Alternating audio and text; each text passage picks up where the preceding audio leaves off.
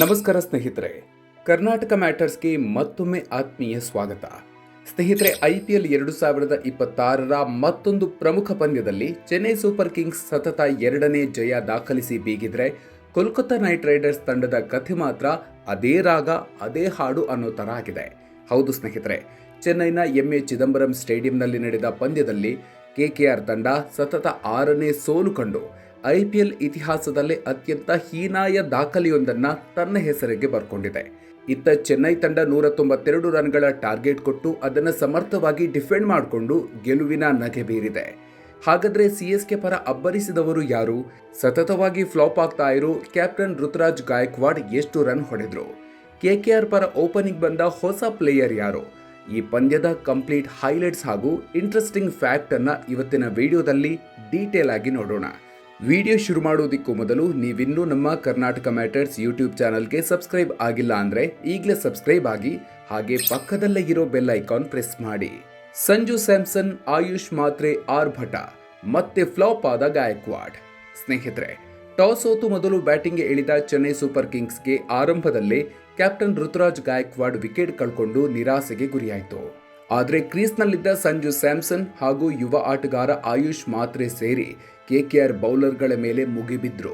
ಕೇವಲ 19 ವರ್ಷದ ಮುಂಬೈ ಮೂಲದ ಆಯುಷ್ ಮಾತ್ರೆ ಕ್ಯಾಮರೂನ್ ಗ್ರೀನ್ ಹಾಗೂ ವೈಭವ್ ಅರೋರಾ ಬೌಲಿಂಗ್ನಲ್ಲಿ ಸತತ ಬೌಂಡ್ರಿ ಸಿಕ್ಸರ್ಗಳನ್ನು ಚಚ್ಚಿದ್ರು.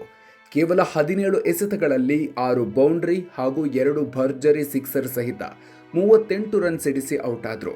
ಇನ್ನೊಂದೆಡೆ inform batter Sanju Samson 32 ಎಸೆತಗಳಲ್ಲಿ 48 run ಬಾರಿಸಿ ಮಿಂಚಿದ್ರು. ಮಧ್ಯಮ ಕ್ರಮಾಂಕದಲ್ಲಿ ಡೆವಾಲ್ಡ್ ಬ್ರೇವಿಸ್ ಹಾಗೂ ಸರ್ಫರಾಜ್ ಖಾನ್ ಉತ್ತಮ ಜೊತೆಯಾಟವಾಡಿದ್ರು. ಕೊನೆಯಲ್ಲಿ KKR ಸ್ಪಿನ್ನರ್ಗಳು ಮತ್ತು ಕಾರ್ತಿಕ್ ತ್ಯಾಗಿ ಅವರ ಕರಾರುವಕ್ಕಾದ ಬೌಲಿಂಗ್ನಿಂದಾಗಿ CSK 20 ಓವರ್ಗಳಲ್ಲಿ 5 ವಿಕೆಟ್ ನಷ್ಟಕ್ಕೆ 192 ರನ್ಗಳನ್ನು ಕಲೆ ಹಾಕೋದಿಕ್ಕೆ ಶಕ್ತ ಆಯಿತು. ನರೈನ್ ಓಪನಿಂಗ್ ಪ್ಲಾನ್ ಫ್ಲಾಪ್, ಮತ್ತೆ ಮುಗ್ಗರಿಸಿದ KKR ಬ್ಯಾಟಿಂಗ್.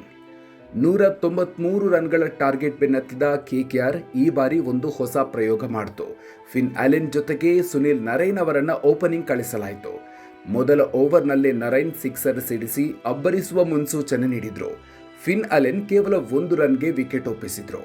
ಕೆಲ ಹೊತ್ತಲ್ಲೇ ನರೈನ್ ಕೂಡ ಖಲೀಲ್ ಅಹ್ಮದ್ ಬೌಲಿಂಗ್ನಲ್ಲಿ ಔಟ್ ಆಗಿ ನಿರಾಸೆ ಮೂಡಿಸಿದ್ರು. ಆ ಬಳಿಕ ಕ್ರೀಸ್ಗೆ ಬಂದ ಅಂಕ್ರಿಶ್ ರಘುವಂಶಿ ಹಾಗೂ ಕ್ಯಾಪ್ಟನ್ ಅಜಿಂಕ್ಯ ರಹಾನೆ ಕೊಂಚ ಪ್ರತಿರೋಧ ಒಡ್ಡಿದ್ರು. CSK ಸ್ಪಿನ್ನರ್ಗಳಾದ ನೂರ್ ಅಹ್ಮದ್ ಮತ್ತು ಅಖಿಲ್ ಹುಸೇನ್ ಅವರ ಸ್ಪಿನ್ ಜಾಲದಲ್ಲಿ ಸಿಲುಕಿ ಪೆವಿಲಿಯನ್ ಸೇರಿದ್ರು. ಸ್ಟಾರ್ ಬ್ಯಾಟರ್ಗಳಾದ ಕ್ಯಾಮರೂನ್ ಗ್ರೀನ್ ಹಾಗೂ ರಿಂಕು ಸಿಂಗ್ ಬಂದಷ್ಟೇ ವೇಗವಾಗಿ ಮರಳಿದ್ದು KKR ತಂಡಕ್ಕೆ ದೊಡ್ಡ ಪೆಟ್ಟು ನೀಡಿತು. ನಡೆಯದ ರಮಣ್ದೀಪ್ ಪೋವೆಲ್ ಹೋರಾಟ, CSK ಸ್ಪಿನ್ನರ್ಗಳ ಕಮಾಲ್. ಒಂದು ಹಂತದಲ್ಲಿ KKR ಕೇವಲ 91 ರನ್ಗಳಿಗೆ 6 ವಿಕೆಟ್ ಕಳ್ಕೊಂಡು ಹೀನಾಯ ಸೋಲಿನತ್ತ ಮುಖ ಮಾಡಿತ್ತು. ಈ ವೇಳೆ ಜೊತೆಯಾದ ರಮಣ್ದೀಪ್ ಸಿಂಗ್ ಹಾಗೂ ರೋಮನ್ ಪೋವೆಲ್ ಕೊನೆಯ ಹಂತದಲ್ಲಿ ಬೌಂಡರಿ ಸಿಕ್ಸರ್ಗಳ ಸುರಿಮಳೆಗೈದ್ರು. ಆದರೆ ಅವರ ಈ ಹೋರಾಟ ತಂಡವನ್ನ ಗೆಲುವಿನ ದಡ ಸೇರಿಸೋದಿಕ್ಕೆ ಸಾಧ್ಯ ಆಗಲಿಲ್ಲ.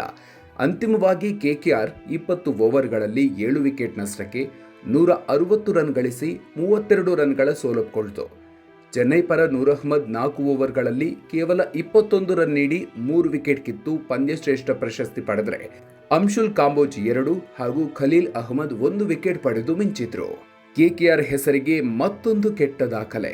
ಸ್ನೇಹಿತರೆ, ಈ ಸೋಲಿನೊಂದಿಗೆ KKR ತಂಡ IPL 2026ರಲ್ಲಿ ಆಡಿದ ಮೊದಲ 5 ಪಂದ್ಯಗಳಲ್ಲಿ 4ರಲ್ಲಿ ಸೋಲು ಕಂಡಿದೆ.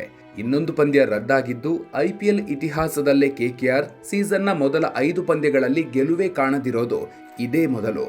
ಈ ಸೀಸನ್ ಹಾಗೂ ಹಿಂದಿನ ಸೀಸನ್ ಸೇರಿಸಿ KKR ಸತತ 6 ಪಂದ್ಯಗಳನ್ನು ಸೋತಿದೆ.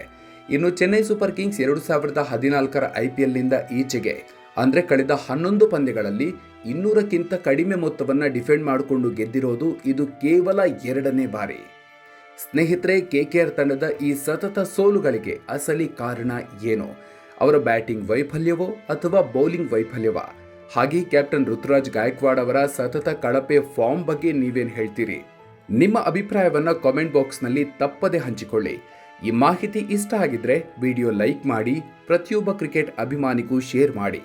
ಮುಂದಿನ ವಿಡಿಯೋದಲ್ಲಿ ಮತ್ತೊಂದು ಇಂಟ್ರೆಸ್ಟಿಂಗ್ ಮಾಹಿತಿಯ ಜೊತೆಗೆ ಮತ್ತೆ ಸಿಗೋಣ.